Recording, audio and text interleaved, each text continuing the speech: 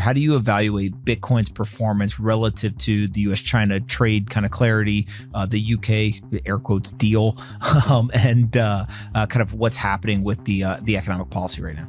The adoption is growing rapidly. It's very clear to me these are not like minor things. And the reason that's important is I think people are finally talking about it as an asset as part of the puzzle. What's going on, guys? Today we've got a great episode with Jordy Visser. Jordy is a 30-year veteran of Wall Street, and we talk about it all today. We talk about what's going on with inflation, stocks, Bitcoin, AI, and why the market is doing what it's doing when everyone else said it was going to do something else. The whole conversation has one key theme, is that you may be at an advantage if you don't have the biggest brain in the room. No, seriously. Jordy explains it very articulately, and I think that it's a unique way to think about the world.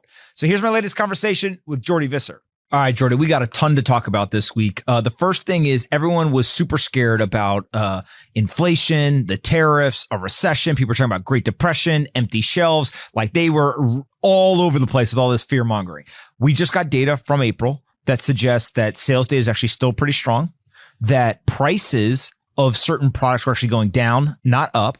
And the inflation number went down in the latest reading as well. So are we out of the woods? How do you look at some of this economic data that we're getting? Stocks obviously are recovering very rapidly, and they seem to think that the party's on like it is 99 or 2021 all over again.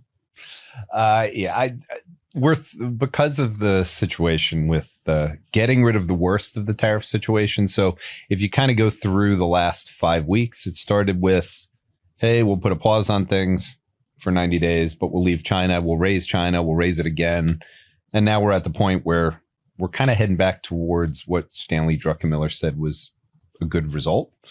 10% around the board, China may be a little bit higher. So the policy uncertainty has come down dramatically. And so everything on the economy side gets into the divergence that's been there between the soft data, which as we've talked about, it gets this phrase of soft data. It's really people worrying, CIOs worrying.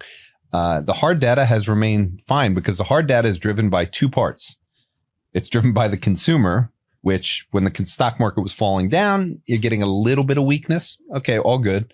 But the other side is the AI trade and AI in general about the spending side. And as we went through the first quarter, all the AI stuff was great. The hard data was good. So it makes sense that once the policy uncertainty goes down, we get the snapback in the S&P. And basically, when you go look at everything now, the fact that we're up for the year, after all of the things that we talked about on here and we went through where everyone's panicking going through it, now there's still people saying recession. The reality